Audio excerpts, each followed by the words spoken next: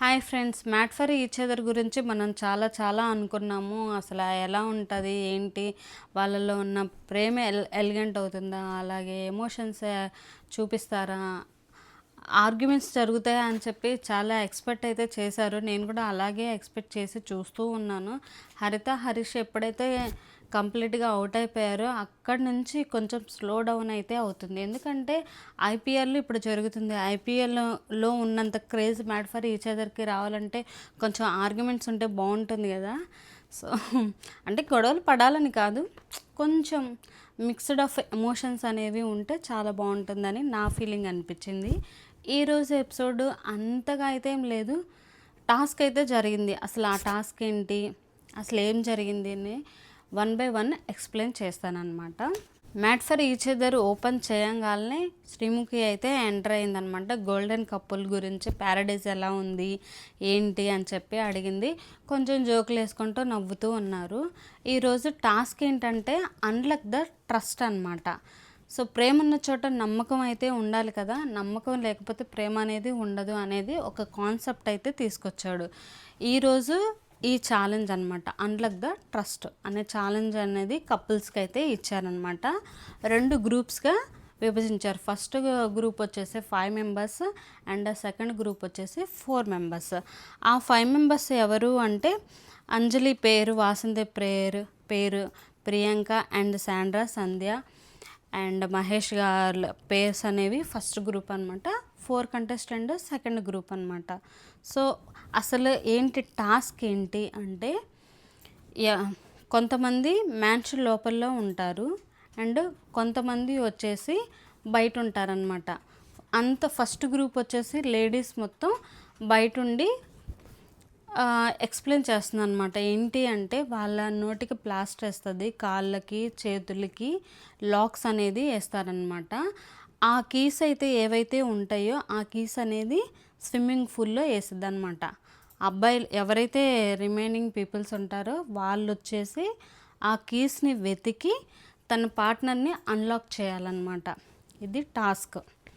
So ఎవరు ఎన్ని నిమిషాలు అనేది క్యాలిక్యులేట్ చేయమని చెప్పిద్ది అనమాట.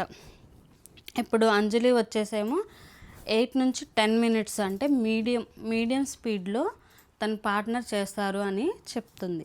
తర్వాత వాసంతి వచ్చి సేమ్ 8 నుంచి 10 మినిట్స్. అలాగే ప్రియాంక వచ్చి 8 నుంచి 10 మినిట్స్. అండ్ శాండ్రా వచ్చేసి తన హస్బెండ్ చాలా స్లోగా చేస్తాడు అని చెప్పి 10 నుంచి 12 మినిట్స్ అనమాట. అండ్ సంధ్య వచ్చేసి 8 నుంచి 10 మినిట్స్. ఇలా టైమ్స్ అనేది అమ్మాయిలందరూ చెప్పేస్తారు. దాని తర్వాత పార్ట్నర్స్ వచ్చి స్విమ్మింగ్ పూల్లో దిగి ఆ కీస్ని వెతికి వాళ్ళ పార్ట్నర్స్ని కీ అనేది అన్లాక్ చేయాలన్నమాట. ఒకవేళ అన్లాక్ చేయకపోతే పైన వాళ్ళ మీద మడ్డున్న బకెట్ ఒకటి పెడతాడనమాట. మాస్క్ మ్యాన్ వచ్చేసి టైం అయిపోతే ఆ మడ్ అన్న బకెట్ వాళ్ళ తల మీద వేస్తారు. ఇది టోటల్ టాస్క్. ఫస్ట్లో అయితే టాస్క్ అయితే అర్థమైంది కానీ బాండ్ క్రెడిట్స్ అనేది నాకు అర్థం కాలేదు. లాస్ట్ 1 బై 1 చెప్తూ ఉంటే అప్పుడు అర్థమైందనమాట. కొంచెం కన్ఫ్యూజన్గా ఉంది టాస్క్ అయితే. సో మన వాళ్ళందరికీ అన్లాక్ చేస్తారు. వాళ్ళ పేర్స్ వచ్చేసి వెతికి అన్లాక్ చేస్తారు. సో ఫస్ట్ గ్రూప్లో ఫస్ట్గా తీసింది ప్రియాంక అండ్ శివ అనమాట. Second Kalyan and Vasanthi. Third Sandhya and Brittu. Fourth వచ్చేసి అంజలి, పవన్. అండ్ ఫిఫ్త్ వచ్చేసి Sandra, Mahesh. So Sandra, Mahesh వాళ్ళకి ఏంటంటే అన్లక్ అని చెప్పొచ్చు. వాళ్ళకి ఏంటో మరి ఫోబియా ఉందో, కొంతమందికి ఉంటుంది పాపం. వాళ్ళకి ఏంటంటే ఎవ్రీ టాస్క్ అన్లక్కే అవుతుంది. వాళ్ళైతే ఈ ఛాలెంజ్లో డిస్క్వాలిఫై అయితే అయిపోయారు. మహేష్ అయితే త్వరగా కీ అనేది తీసుకురాలేకపోయాడు. సో టైం అయిపోయింది. మాస్క్ మ్యాన్ ఆ మడ్ బకెట్ అనేది వేసేసారనమాట. సో వాళ్ళు కొంచెం అంత ఎమోషనల్ అయితే కాలేదు. లాస్ట్లో టాస్క్ మొత్తం అయిపోయిన తర్వాత ఎమోషనల్ అయితే ఫీల్ అవుతారనమాట. నాకైతే ఈ వీక్లో శాండ్రా అండ్ మహేష్ వాళ్ళు ఎలిమినేట్ అయ్యే ఛాన్సెస్ అయితే గట్టిగా ఉన్నాయి అని అనుకుంటున్నాను. ఎందుకంటే స్టార్టింగ్ నుంచి ఇప్పటివరకు వాళ్ళు ఏ టాస్క్ ఆడినా కూడా వాళ్ళకి ఏ లక్ ఏ ఫేవర్ చేయలేదన్నమాట.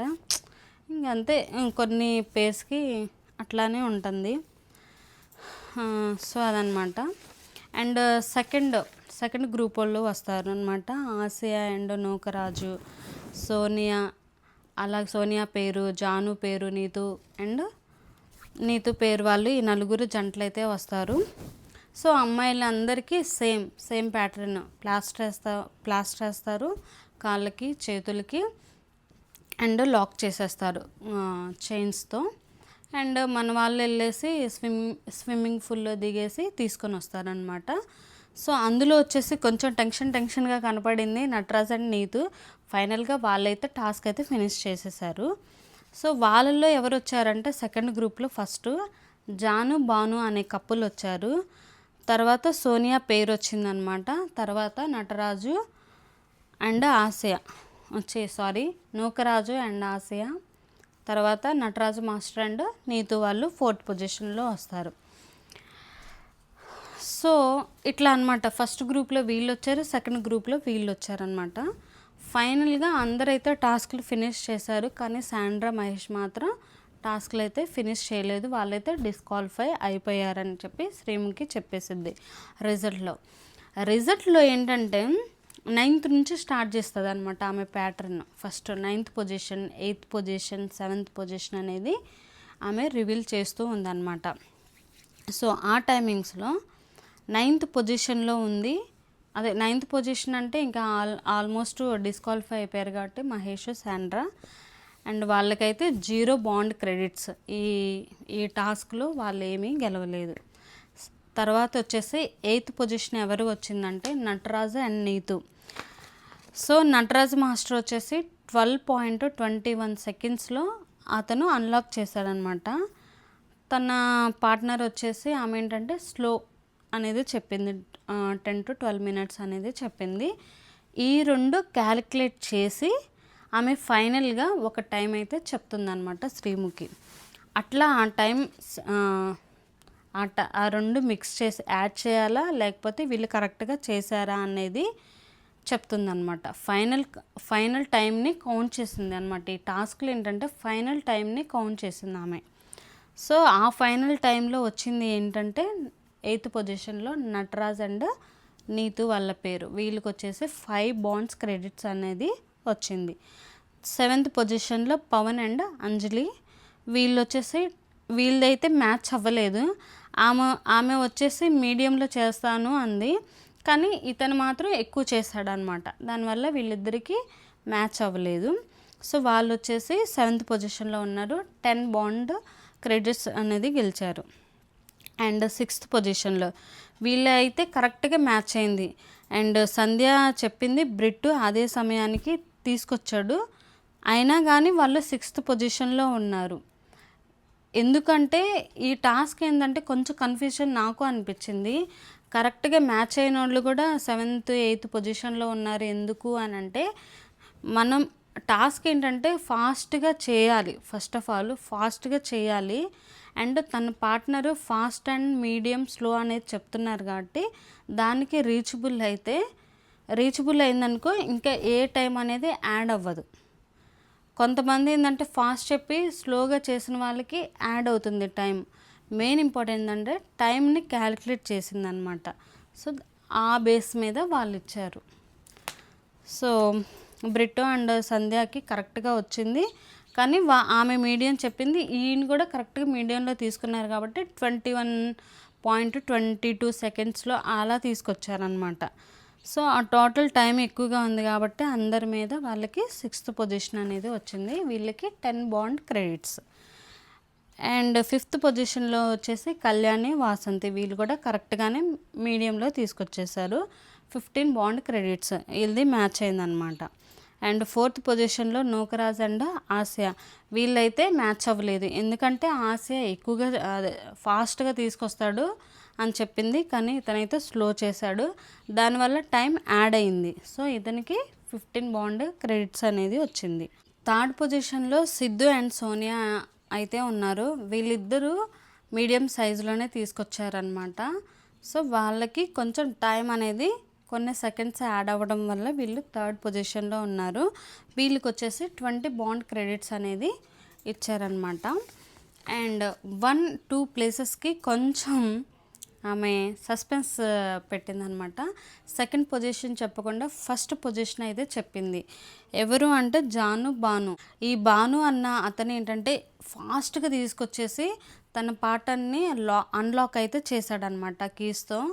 సో దానివల్ల ఈమె చెప్పింది ఏంటంటే ఎక్కువ చెప్పింది, తను ఫాస్ట్గా చేశాడు.